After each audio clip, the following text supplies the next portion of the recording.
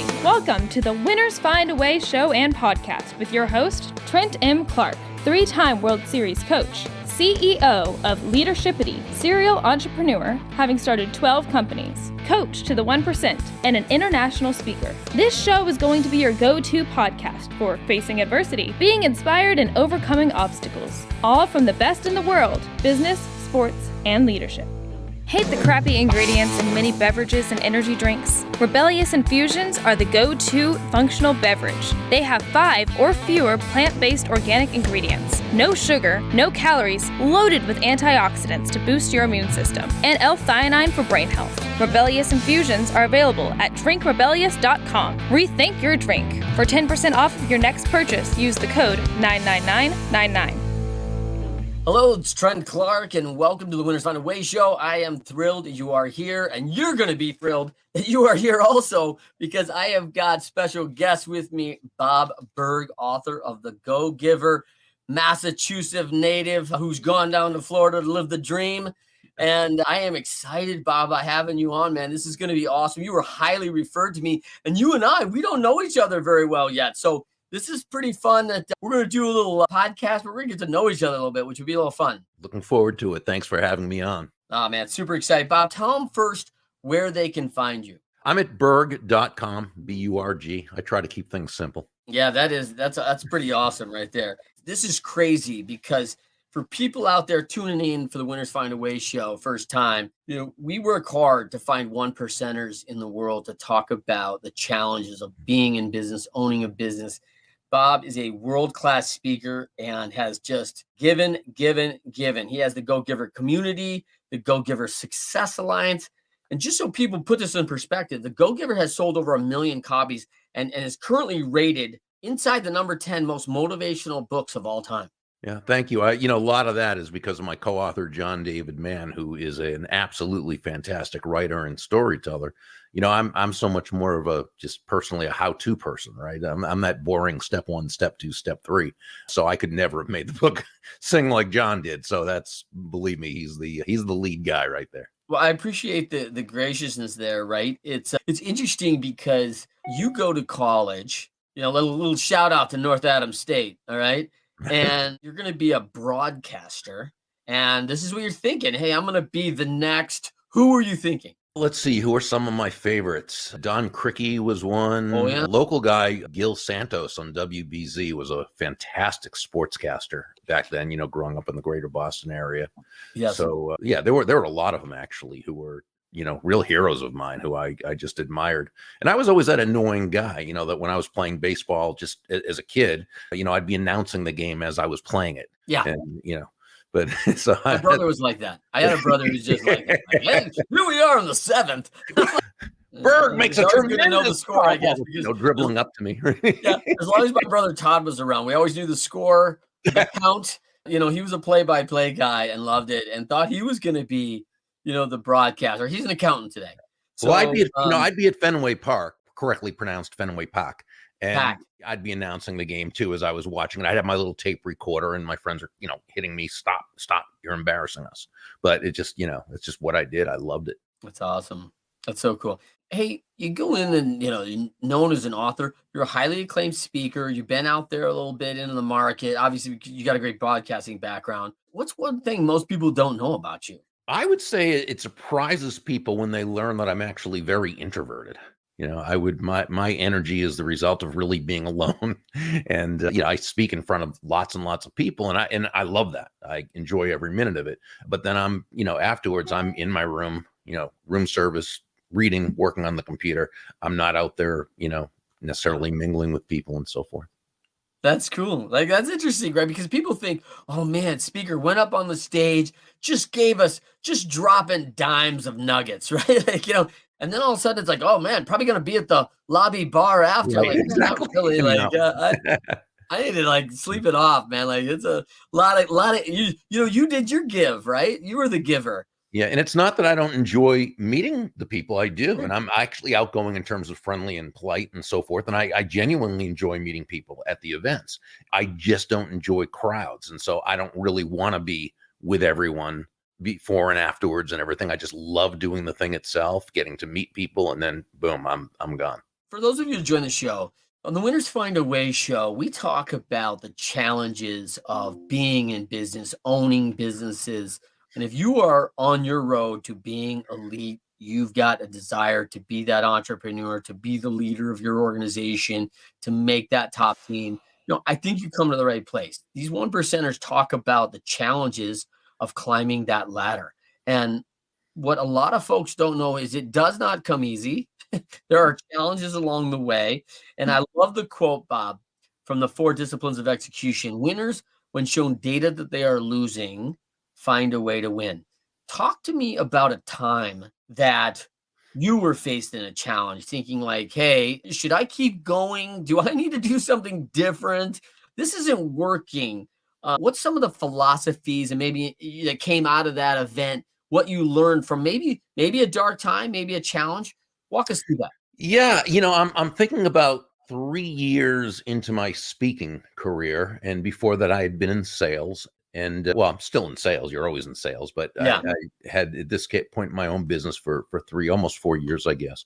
And it had gone well at times and not at other times. Of speaking business, like any other business, it takes a while to grow and get your feet out from under you, and or I don't think I said that right, but firmly entrenched on the ground. And and you're making some money, but then you're out speaking. You're a one-man show, so you don't have time to market and sell yourself. So now you come back and you have no business left. So now you have to do. It's the same thing. And Yeah. there got to a point where, and I'd heard other speakers talk about this, where there just wasn't enough coming in consistently to meet the expenses, and they had to get jobs, actual real jobs, right? And then Yeah. build up their speaking on a part-time basis. I was pretty much at that point, and I Yes. didn't want to, because I loved the speaking business, loved everything about it, other than the traveling. I didn't love that, but I could do it, and it's just part of it.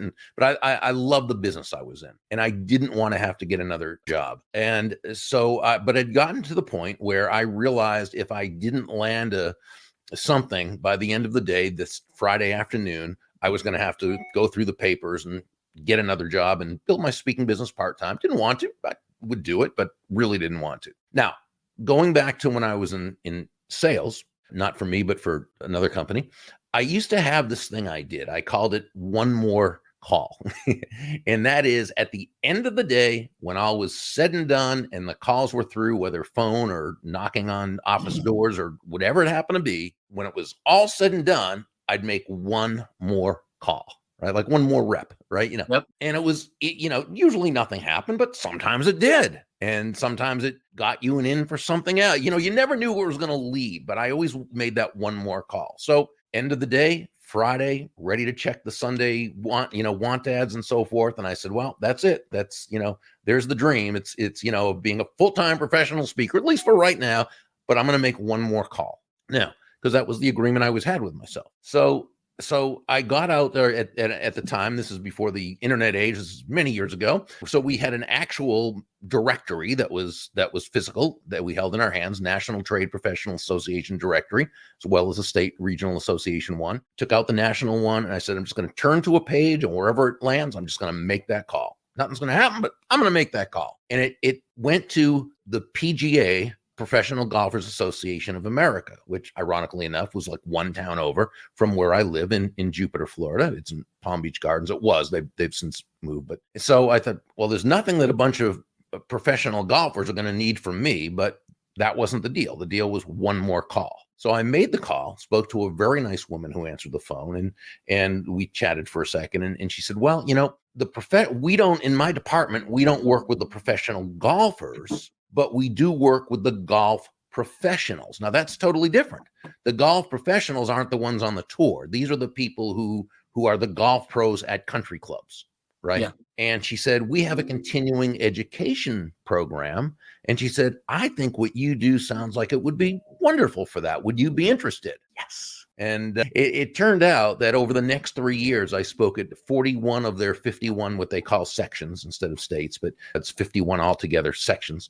And it kept me in business, right? And it allowed me to stay in, because once I started doing it, I didn't have to prospect, didn't have to for any of those. I mean, they came. It allowed me to do my prospecting for other niches, other companies, and so that just did it. So it was one more call, right? It was one more call that kept me in business. I love that story because, it speaks to the extra mile, right? Like, I love Roger Staubach talking about, his famous line was there's no traffic jams along the extra mile, right? He was awesome. Yeah, right. And so, I love that. It's just that, hey, I'm going to do a little bit more. Like, I know this is my day, it's ended, but here's my agreement with myself. I'm willing to do a little extra. And it's not, hey, I'm standing, I'm not going to do extra every day, but one day I'll do 10 extra calls. It's every day I'm going to make one more call. And it's a commitment that you made. I love that. I think there's so much value in that because we found the same thing in baseball, right? Like, hey, I'm gonna hit one more bucket of balls, right? Like I should be done. My hands hurt, but I'm gonna hit one more bucket of balls, right? And it makes a big difference. And I have found some of the best lessons. I'm also a faithful guy, Bob. So I tell you, in some of my challenging times when I've been down, I've been like, hey, I'm gonna open the good book and Lord, why don't you just direct my steps? And invariably, man, all of a sudden there's a message there, and I'm like, oh man, that's really good, right? Like it's probably really what I needed to hear right now. And so here you're thinking, of course, the almost unlikely candidate, right? Oh yeah, PGA, sure. Like I'm not a scratch golfer. Right. I played, a little bit. I golfed once. My next door neighbor gave me a golf lesson once. Yeah. You're a perfect client for them. I think that's what they want because they don't want you coming down and going, hey, listen, can you work on my, backswing here? And like, you're and the guy like, coming for tips. The funny thing, over that 3 years, I spoke at some of the best courses you can imagine. Oh yeah. And they always asked me if I wanted to, stay in golf with them. And oh, no, can't do it today. But no, I just said I actually admitted I wasn't a golfer. But and by the way, I live on a golf course and don't play. So by the way, people would die. Like I did speak at PPC Sawgrass, right? I spoke there like 2 years ago, and I was like, man, this is awesome. And I was one of these like, I was back to back, really, really cranking. So I got there and they were like, we can go play. I really don't have time. Like reluctant, like, yeah, I'd like to, but yeah, no chance. And so, man, that would have been a huge temptation. See, I would have lost my next 2 years of business because actually when I was supposed to be done, going out and doing my prospecting, I'd have been out on the golf course with all these courses for the extra day I needed at 41 locations, right? That's funny. So let's pivot here a little bit. Man, one of the things that really stuck out in your book is this line. And by the way, for people, you've written some other books. Endless Referrals, right? Is for anybody who's in a service business who's talking about your brand like this, and you described it early when you talked about it. The typical entrepreneur or solopreneur runs this pipeline of like, oh, work. Oh, go do the work. No pipeline, no pipe. Work. Get the pipe. I got no work. Go do the work. And you run this whole gambit of a roller coaster, right? So part of that sustainability, we'll use that itty word, right? And you got some good itties we're going to talk about too, is that sustainability comes in on those endless referrals. So this quote really stuck out to me. The money you make is proportionate to the people you serve. Right. So there's two elements which cover the first two laws from the Go-Giver. And the first one is the law of value. And this is all about the experience you provide to that other person. Right now there's I'm sure you're familiar with the Savannah Bananas, right? The baseball team. The minor league team, who everything about what they do, the baseball game is, that's the product, that's the MacGuffin, but that's not what they're selling. Very secondary. It's very secondary. It's this customer experience they provide. Yes. So that the amount of money people pay for the tickets is nothing compared to what they feel as a result of being, this is like the restaurant where you go in and it costs you a pretty penny, but you're treated so wonderfully. Not only is the food fantastic, the presentation, but the ambiance and the way you're treated and the way you feel like $1 million, right? The first law is all about the experience. But the second law, which you're talking about, the law of compensation, says your income is determined by how many people you serve. Right? Because it's not enough to just serve one person. And so really, and that's why referrals are so important. Because this allows us to really leverage our value and expand our reach. greatly increase the number of people we're able to serve. Why? Because with referred prospects, you're going in on borrowed influence, right? With referred prospects, price is also less of an issue. Doesn't mean it's a non-issue, but it's less of an issue. Let's face it, when you sell on low price, you're a commodity. When you sell on high value, you're a resource, right? And what a referral does is it allows that borrowed influence and that borrowed trust, which gets you in the door, to also position you as a professional that person expects that you're going to have probably a higher fee because the value you're providing is going to be so much more. With a referred prospect, it's easier to complete the sale. Why? Well, borrowed trust, or what we call vicarious experience. So in other words, no, this person has never done business with you themselves, but someone who they know, like, and trust has said, this is the person you want to talk to. This is the person who's going to stand behind what they say, whose product or service is fantastic, but they have your best interest at heart. That right. And that's a wonderful. And then, of course, with a referred prospect, they're already of the mindset that that's how you do business, since that's how they met you. So they're much more likely to refer you to others, assuming that you ask correctly for the referrals or introductions. So yes, it allows you to touch many, many more people's lives, and the number of lives you touch, along with the exceptional value you provide, that's what equals your compensation. It's a great formula, right? And it's simple, but there's work behind that, right? Oh, yeah. Like, this is Absolutely. not like, I've talked to two people, so the network's just booming.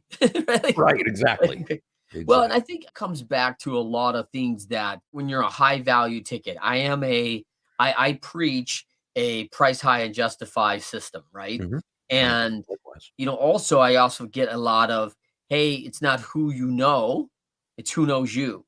And so a lot of people don't always understand that, because I heard forever, like I was in baseball. Yeah, well, it's all who you know. And I'm like, hey, man, I know George Steinbrenner. He doesn't know me. So, like, that's a problem. Now, if Joe Madden, who I coached with a long time, is friends with Mr. Steinbrenner and says, hey, I understand Right. you're going to interview this Trent Clark. Here's a guy, 33 years old, been to the World Series 3 times, won a championship. This is a guy you want to take a hard look at. And then Mr. Exactly. Steinbrenner and I have met a couple times. Now I'm coming into the interview, and he knows me as a high definite referral from a Mhm. high quality person. And he knows me as a hard worker. He knows me as my former success, and he's very well aware of that. Like, Right. that's a whole different interview, right? And so Totally different. we're missing that because people don't understand their reputations on the line all the time. That Savannah team, I own an NIL company. I want all those athletes to get on my NIL because they can individually, because they're entertainers, right? Mhm. They can Mhm. really, and they're getting these followings and they can get individual agreements and opportunities because it is a cool little fun. And I'm sure, because I know you're a Red Sox guy, right? And Well, I'm sure. I'm Marlins now. Are I'm you? I'm a Floridian. Yeah. Okay. Yeah. All right. Well, I don't want to talk about The 97. Sox All were right. nice enough, though. The Sox were nice enough to know that I was firmly entrenched in Florida before they won all their World Series. Oh, yeah, that was Before nice of that, them. they, Yeah, they made sure right. you left and felt the pain for the years, right? Yes. No, I think that's what the Lions are gonna do when I leave Michigan, right? Like, I'll suffer through all the years, and then the Lions will win like 3 Super Bowls in a row or something Right. while I sit in Exactly. Phoenix or something. So as I look at that, it's a real cool thing. I'm sure the traditionalists in baseball are like, oh, Savannah, this is crazy. But it's funny, man. It Mhm. is a fun thing, and it really brings the value back to, hey, let's have fun. Let's entertain. This is a game. It's cool. It is. And here's the thing. I mean, I am a baseball purist. Okay. I'm just starting to finally accept the designated hitter. Okay. So Now everybody's got it. Exactly. Yeah. And so, when the Savannah Bananas have different rules and stuff like that, yeah, that probably wouldn't be, but I get what they're doing. Yeah. You know what I'm saying? And they are entertainer. That is what they are doing. Yeah. And the people who are buying into that and coming to that is what they want. Yes. So, yeah. So, and again, one thing about value, right? Because we always talk about value, and, that's a word that really has been so overused in a sense. It's almost lost its meaning, and 10 different people can define it 10 different ways.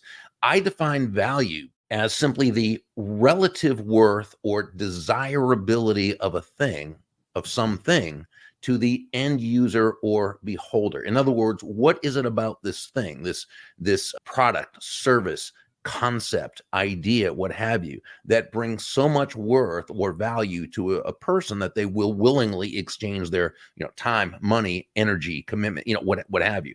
But the key is that value is always in the eyes of the beholder. Jesse Cole and the Savannah Bananas don't have to have everyone as a fan. Yeah. Okay. But they know who their fans are.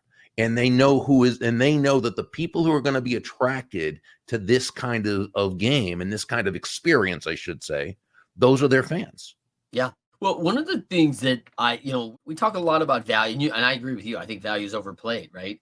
And one of the things that really stuck to me, as I'm trying to get people involved in organizations and teams to understand value, right? Mm-hmm. I always say, we have to ask, what's our contribution? Right? What's our contribution to this value?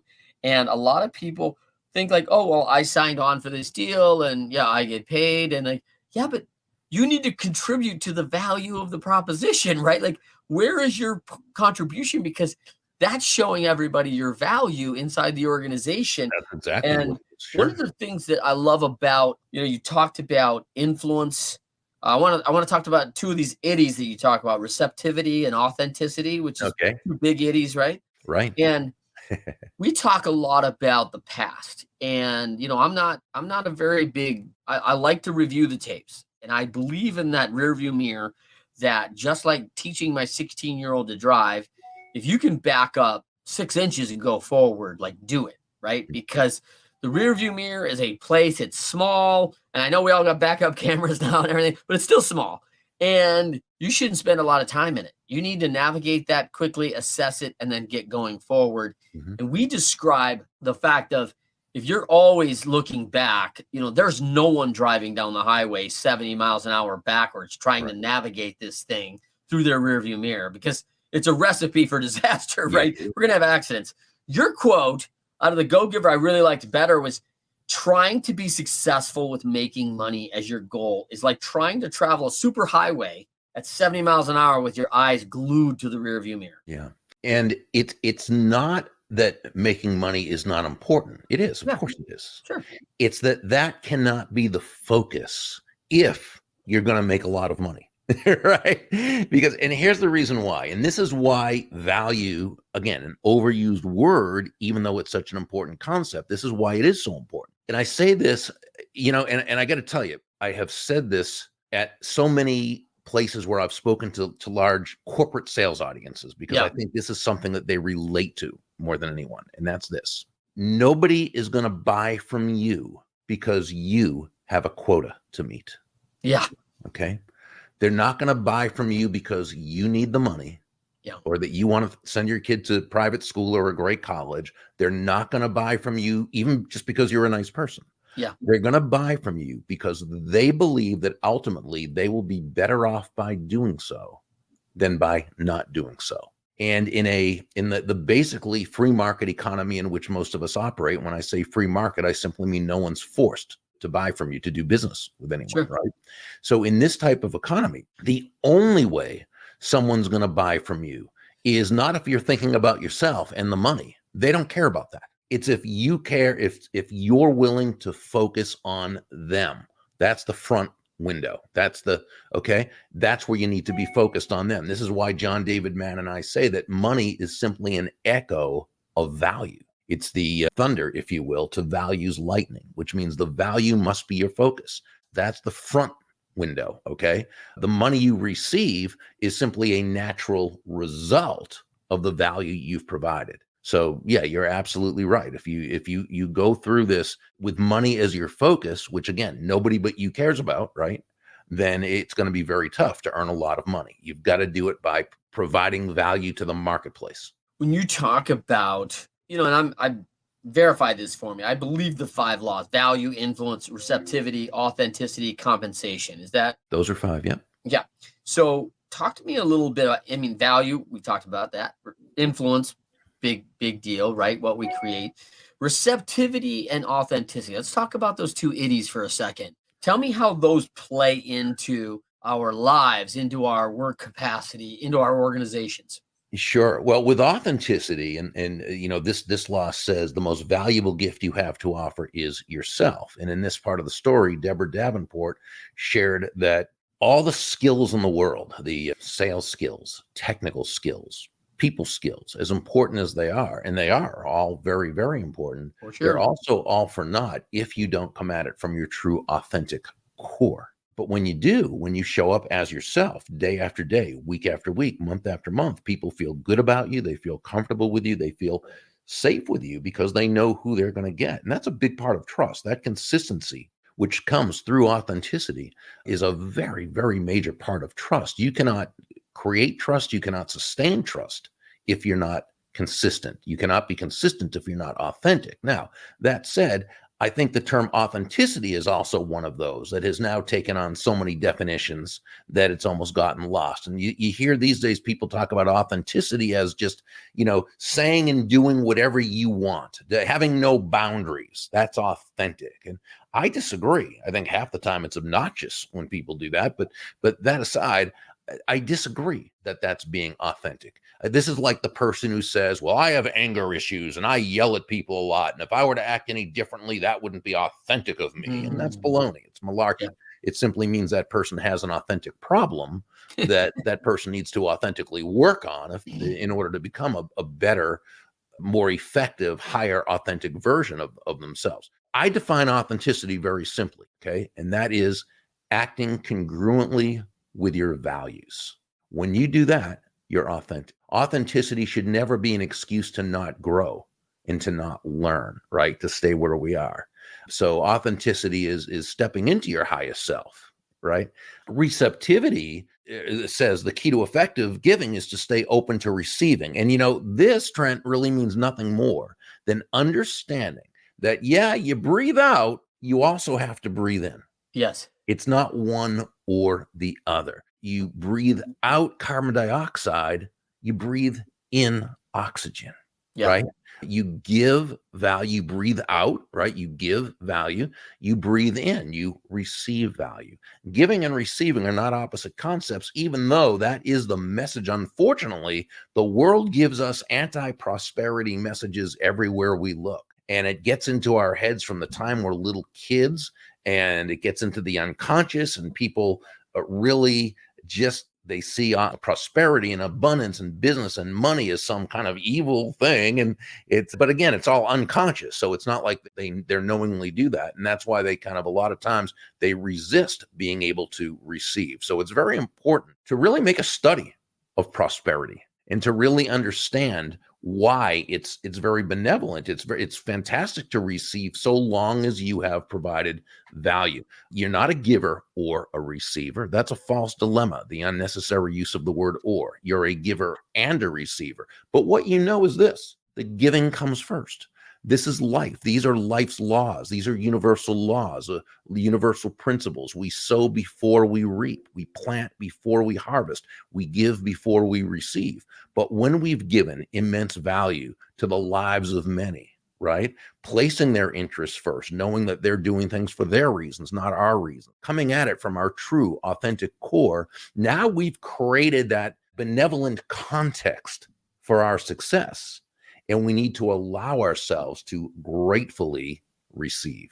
I love that, man. I mean, it's, by the way, two big itty words that I don't hear a lot: receptivity, prosperity. And prosperity, that's a 4-letter word, I think. Like, people are like, oh my gosh, you're prospering on me, on my behalf. Like, it's almost like it's offensive, right? Like, I know. You sold 4,000 Lexuses this year, and you've got prosperity up the yin yang, and that's not fair, Bob. Like, wait a minute, I worked hard. Like, I should apologize because I've treated people really well, and I've sold them a nice car, and I've given them value. Like, exactly. I should feel bad. And that's not the message that the world around us gives us. That's really good, man. It's something that we have to be okay with, and I think it's getting to know ourselves and understanding value. And I want to let you go. You've been very generous with your time, and I'm thankful, man. I could talk to you all day, Bob. I appreciate you having me on.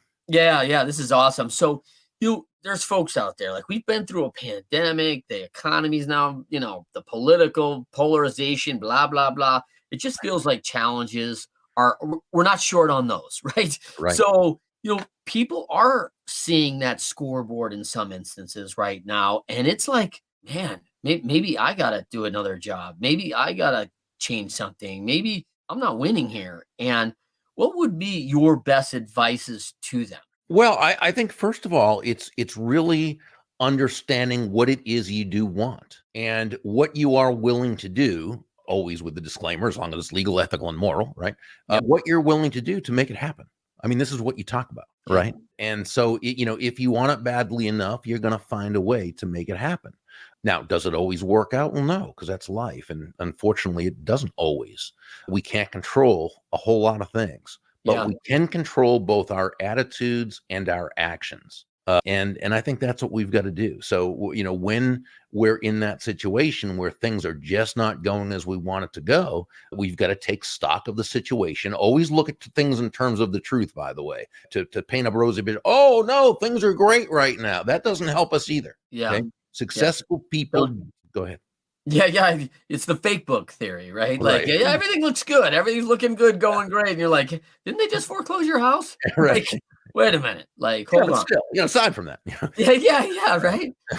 So when you're in that, do you have like a go-to quote, something that just grounds you? Do you have somewhere where, when you're facing those times that are tough, do you have something that can kind of put you back on the right path to bringing it back up? I'm not sure if it's that, other than, my feeling is, eventually, it's up to God as far as what happens, but we can control our efforts and our actions, and we've got to do that. So, to the degree that we can give it our best without attachment to the result, that's when it's typically going to work the best. But again, that doesn't mean it's easy necessarily to do that. And and I'm not saying, and again, it's not supposed to be some, highfalutin, just go out there and do it. No, life is tough sometimes, a lot of times. And we can only control what we can control. Make one more call. Make one more call. There's no guarantee it's going to happen, but it might. I love it, man. That's a great quote, man. I might put that up on my wall here, man. Like, Just one more call. Yeah, make one more call. Like,